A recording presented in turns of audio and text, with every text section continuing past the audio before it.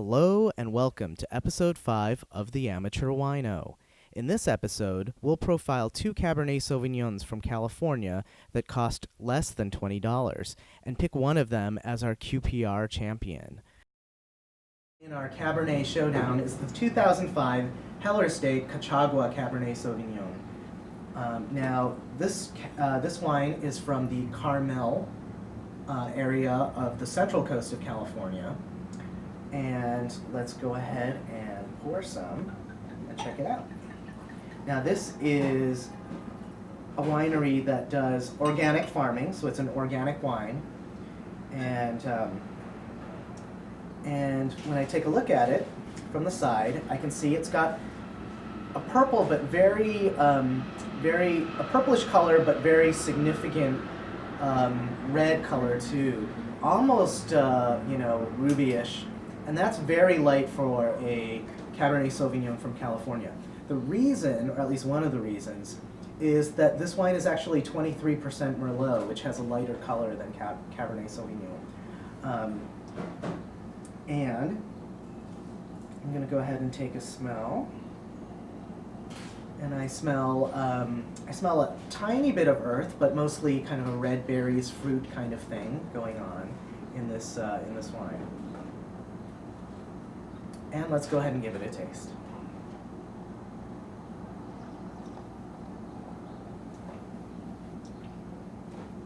Wow, this is a really nice California cab. It's very balanced. It's quite tannic, and it gives me that kind of puckery feeling.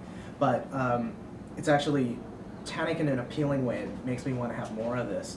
There's a lot of fruit, and it's very smooth going down, and that probably owes somewhat to the Merlot, which a lot of winemakers use to smooth out their wine a little bit. And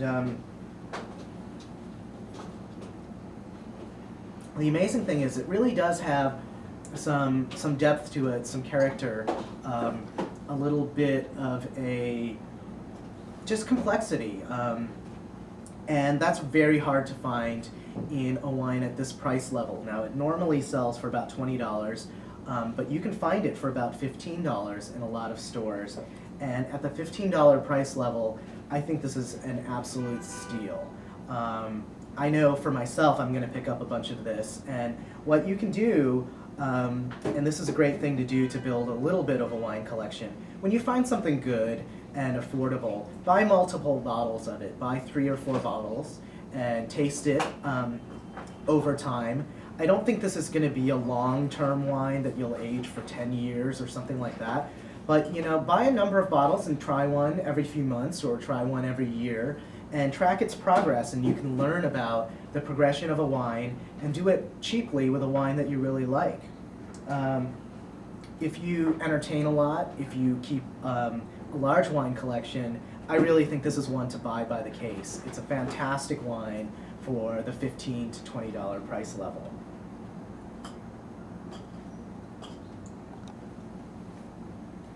There's a lot of cassis and kind of dark cherry fruit here.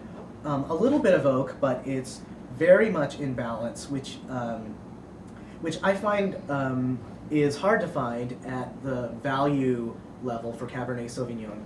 I've found that a lot of value Cabernets from California tend to have a lot of oak, and the oak kind of adds a vanilla sweetness or creaminess to the wine, but it can also hide the flaws of fruit that's not really that good. And in this case, the oak is very much in balance, and it allows the gorgeous fruit in this wine to really come out. Definitely pick up a lot of this. I hope you like it as much as I do. So again, it's the 2005 Heller Estate Cachagua Cabernet Sauvignon, organically farmed from the Carmel area of California. Okay, we're ready to do our second challenger in the QPR Cabernet Showdown. This is the Louis M. Martini Sonoma County Cab from 2006.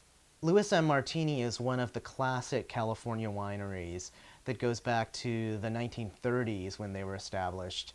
I have to confess, I had the Napa Valley Martini Cab that's at the entry level, about $12 to $18. I had it a few years ago and I wasn't that impressed. It just seemed pretty average to me. But I've been hearing great things on the internet about the Sonoma 2006 bottling, so I decided to give it a shot and see how it is. So let's give it a whirl. I actually started having this wine a few hours ago and had a little bit with dinner. And at the time, it was pretty oaky and pretty concentrated, but a little bit, I don't know, disjointed. It didn't feel like the different, elements of the wine came together well. But now it's a few hours later. It's gotten some more air. It's had a chance to have the aromas open up and the flavors kind of open up. And let's see if it's coming together. Okay, on the nose, I definitely get kind of a dusty smell, some herbaceous, almost minty kind of, but kind of green vegetables kind of smell, which I do like, and it's pretty common in a Cabernet Sauvignon. It actually smells quite a bit better now than it did before. I'm also getting, the fruit is kind of a red, dark red cherries kind of smell to it. And let's go ahead and give it a taste.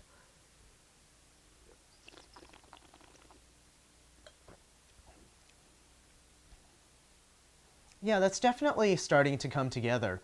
Um, this one, compared to the Heller Estate Cab, is definitely more concentrated. It's got a little bit of a spicy thing going on, almost like almost peppery kind of thing. So if you like your wines kind of strong and concentrated, this one definitely kind of fills that bill more than the Heller Estate, which was somewhat lighter. Um, this one's smoother than the Heller was, but I kind of liked the tannins in the Heller Estate one. It kind of made me, kind of want to go back for more.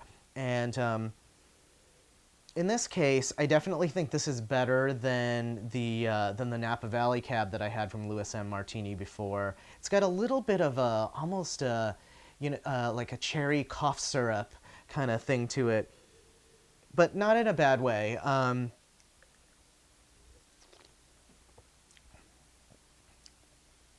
Overall, I think I still give the edge to the Heller.